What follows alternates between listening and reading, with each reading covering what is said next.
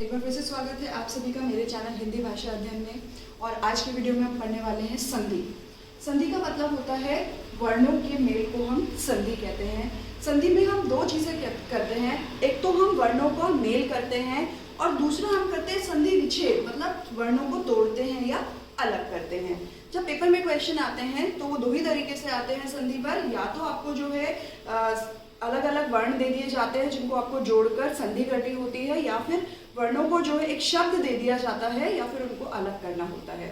अब एक शब्द देने का मतलब क्या है, कैसे शब्द, जैसे अगर सपोज मैंने लिख दिया हिमालय, आपको इसकी संधि करनी है, संधि विच्छेद करना है, तो हिमालय हिम जमा आलय, ये हो गई इसकी संधि, संधि विच्छेद। और अगर इसी को मैं कह दूं कि आपको संधि करना है, सपोज आपको ये दिया हुआ है और आपने ये किया, तो ये कहलाता है संधि विच्छेद।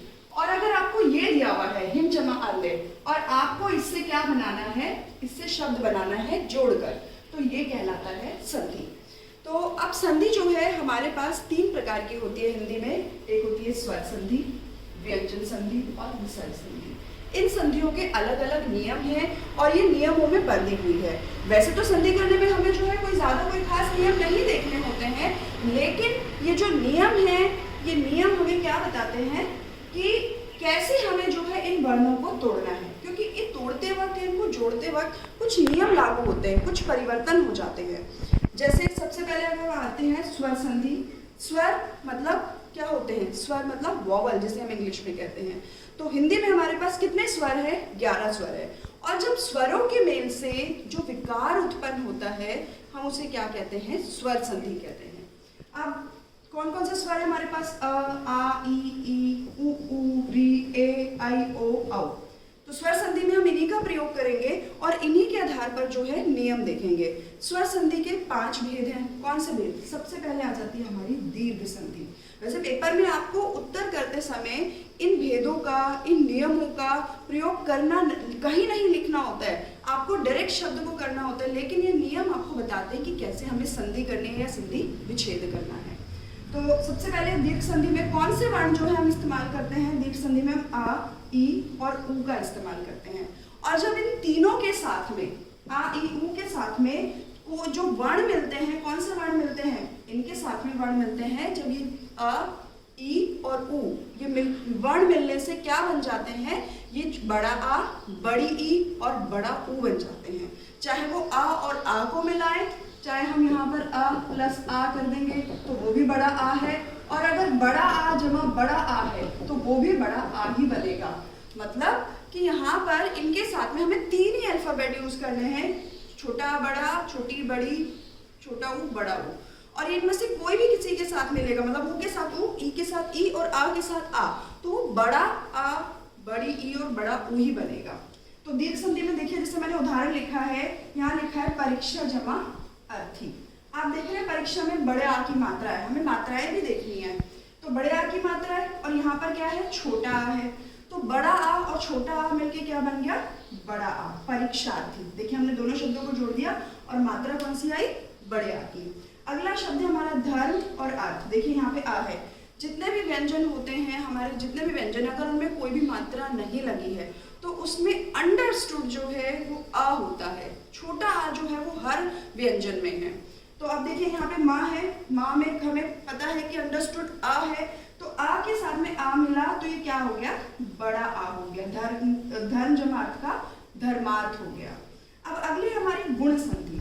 गुण संधि में हम किन का प्रयोग करते हैं, गुण संधि हम आ के साथ, छोटे आ और बड़ा आ के साथ में, या ई और ई, उ और री आ जाए, मतलब जब पहले संधि है, देखिए संधि के 2 पार्ट है, जैसे कि अब मैंने देखिए यहाँ पर लिखा, ये पहला अक्षर जमा दूसरा अक्षर, तो पहले अक्षर में आ या आए और दूसरे अक्षर में जो कि दूसरा अक्षर है उसमें ई, उ या री आ जाए, तो दोनों के मेल से कौन से अक्षर बन जाते हैं, ए और ओ हो जाते हैं, ए और ओ हो जाते हैं। मतलब छोटा या बड़ा आ के साथ में जो है यहाँ पर अगर ये अक्षर मिल जाएंगे, छोटी बड़ी, छोटा उ बड़ा उ, तो क्या हो जाते हैं, वो ए और ओ हो जाते हैं। और अगर इनके साथ री मिल जाए तो री से हो जाता है अर।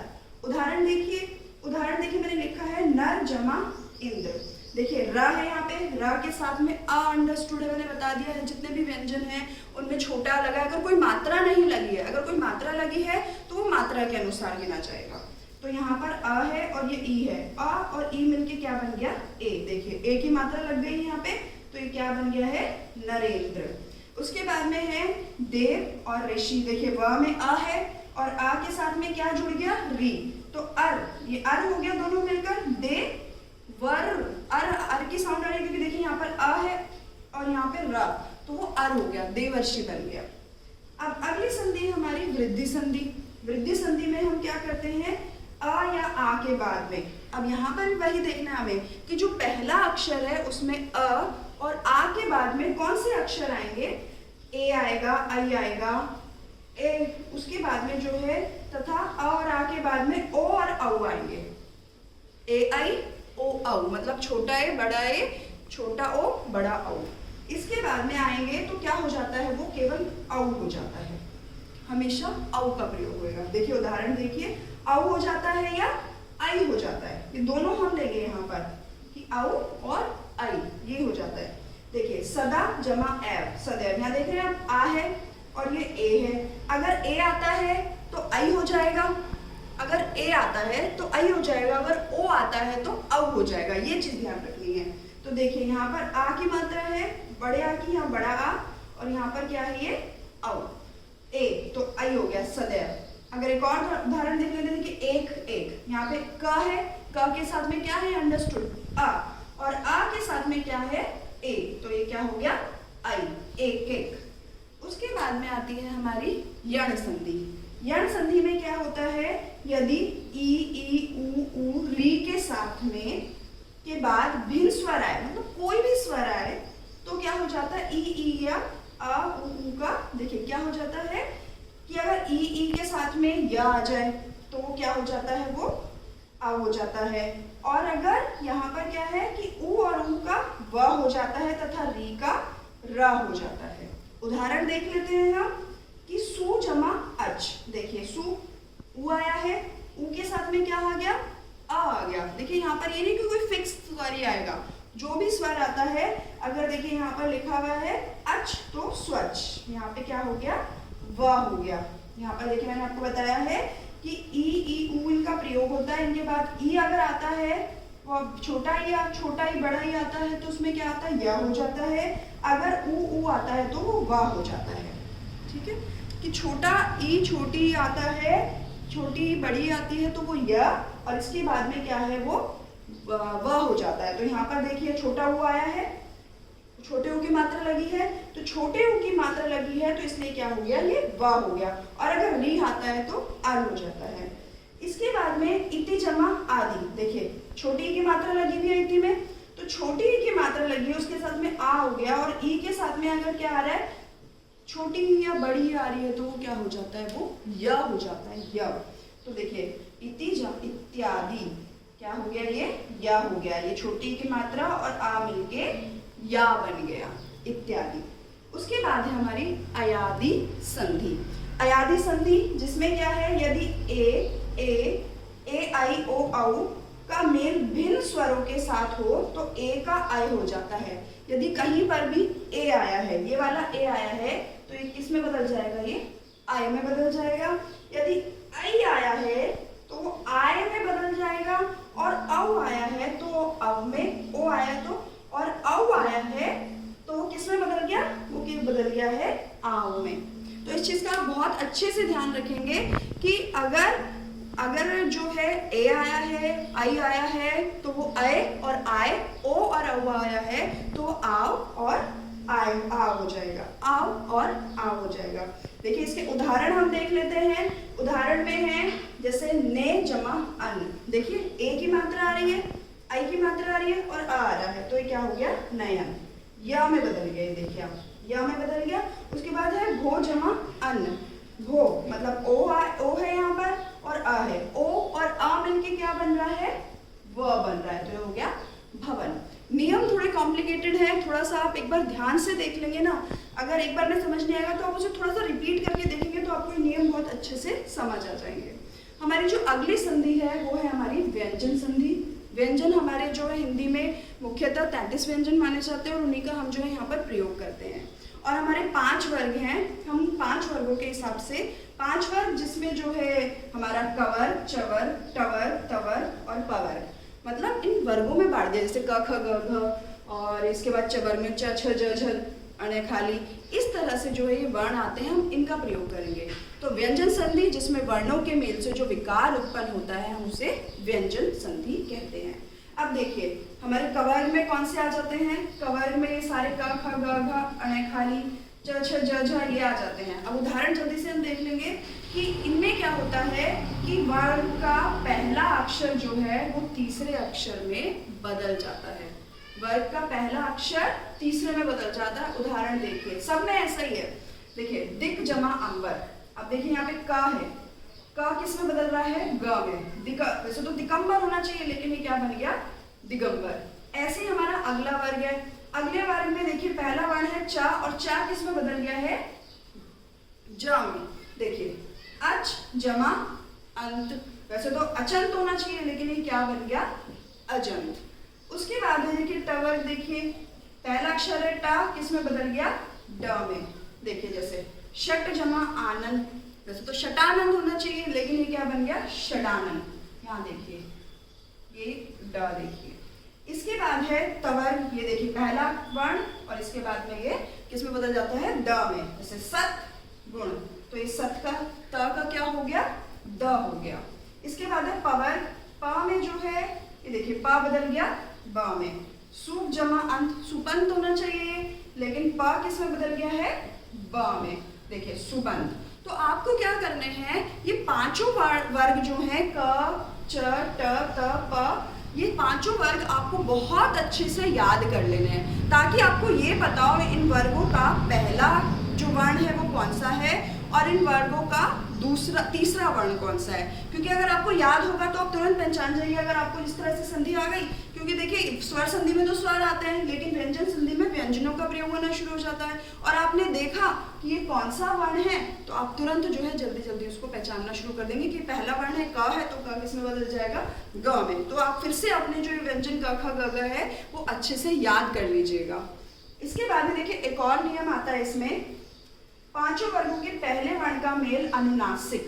अनुनासिक क्या होती है, जैसे आप बिंदी कहते हैं ना, आप लिखते हैं बिंदी लगाना, वो जो है बिंदी लिखने में तो हम क्या करते हैं उसको म लिखते हैं लेकिन जब हम पढ़ते हैं तो वो साउंड देता है न की।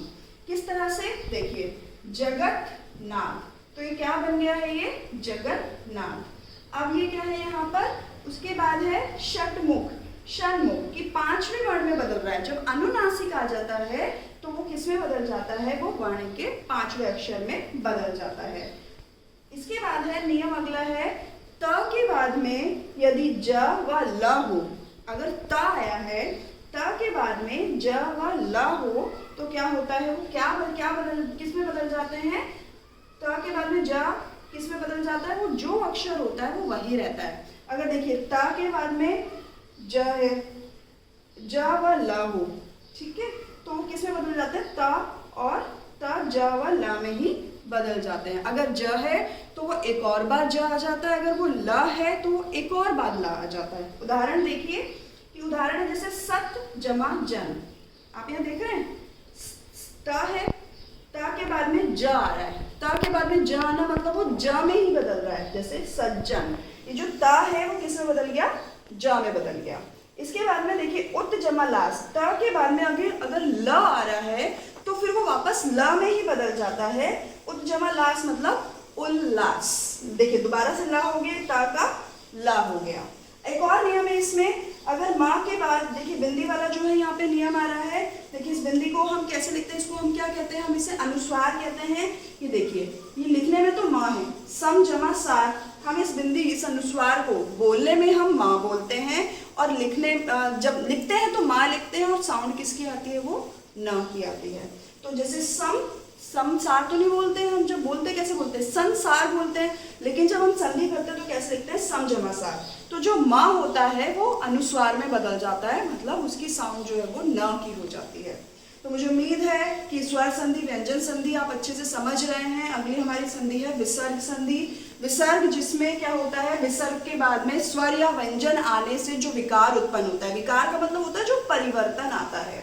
तो देखिए सबसे पहला जो नियम है विसर्ग संधि का, वो जितने भी हमारे श हैं, देखिए श, ये श, स, इसके ये जो आते हैं ना ये तीनों, इन तीनों से जो है जहां पर भी ये तीनों होंगे ना, मतलब जहां भी विसर्ग होगा तो वो इसमें परिवर्तित होंगे, और अगर ये होंगे तो वो किस में परिवर्तित होगा, विसर्ग में। देखिए जैसे निहि जमा फल, निहि जमा फल निष्फल। सपोज आपके पास पेपर में ये शब्द आ जाए निष्फल, तो निष्फल आप किस में परिवर्तित करेंगे, देखिए श है तो किस में परिवर्तित हो रहा है, वो विसर्ग में। नि जमा छल, तो श किस में परिवर्तित हो रहा है, विसर्ग में। नि संदेह, जो ये स है किस में परिवर्तित हो रहा है, विसर्ग में। तो जहां पर भी श स स ह शब्द आते हैं वहां आता है विसर्ग। दूसरा है विसर्ग के बाद छ हो तो वो किस में बदल जाता है, च में। यदि विसर्ग के बाद छ हो, देखिए अनुहु, ये विसर्ग है, जमा छेद, तो ये विसर्ग की जगह क्या आ गया, च आ गया। जहां पर भी विसर्ग के बाद में छ होगा तो विसर्ग च में बदल जाएंगे, ये याद रखिएगा। छत्र छाया, देखिए छत्र ये विसर्ग है, छत्र छाया ये च में बदल गया, छाया है तो विसर्ग किस में बदल गया, च में। विसर्ग के बाद र हो तो विसर्ग का लोप हो जाता है। यदि विसर्ग लगा है और विसर्ग के बाद कोई भी शब्द र से बन रहा है, देखिए जैसे नी जमा रोग, अब ये नी जमा रोग और मात्रा बड़ी हो जाती है, देखिए नी में छोटी मात्रा है, ये विसर्ग हटके बड़ी मात्रा हो गई निरोग, रा है तो विसर्ग हट गए। जैसे नी रस, ये नी यहाँ पर विसर्ग लगे हैं, ये मात्रा बड़ी हो गई और ये विसर्ग हट गए निरस। तो इस नियम का याद रखेंगे। फिर है विसर्ग से पूर्व अ तथा बाद में क या प हो तो विसर्ग रहता है। देखिए विसर्ग से पूर्व ता है और उसके बाद में क्या है, क है, तो इसका मतलब क्या है, विसर्ग एज इट इज रहेगा। तो प्रातः काल, सिर्फ हम जो ये जमा का साइन लगाते हैं इसको हटा देंगे, ये हो जाएगा प्रातः काल।